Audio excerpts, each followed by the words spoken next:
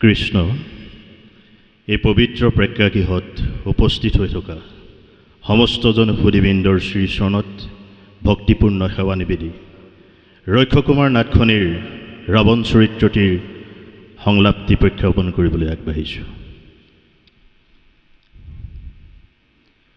হুৰাহুৰ নাগ যক্ষ মানৱ দানৱ কোনেও নুবুজে হিতা কি ধাতুৰে গহাই ৰাৱণৰ প্ৰাণ।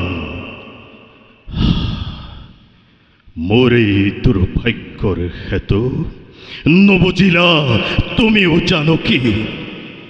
বাহিৰত দেখি এই দুৰ্দান্ত ৰাক্ষস সৃষ্টিৰ বিনাশ প্ৰলয়ৰ ধূমকেতু ৰূপ বিশ্বৰ মানৱে হিতা অনাৰ্য বৰ্বৰ বুলি ৰাৱণক কৰে তিৰস্কাৰ, দেৱতাই কৰে উপহাস।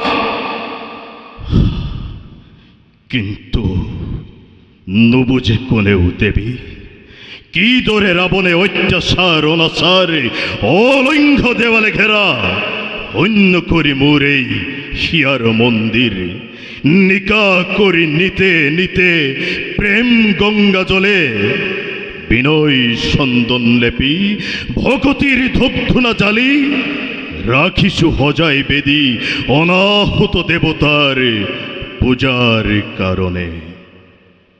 নহয় নহয় দেৱী, পূজাৰ ক্ষণ যাই পাৰ হৈ দয়া কৰি এটিবাৰ লংকাৰ গোখানি সাম্যৰূপে থিয় দিয়া মোৰ সন্মুখত ৰাৱণৰ ভক্তিৰ শৰাই দেওধালি জানকীৰ চৰণ তলত। কৃষ্ণ।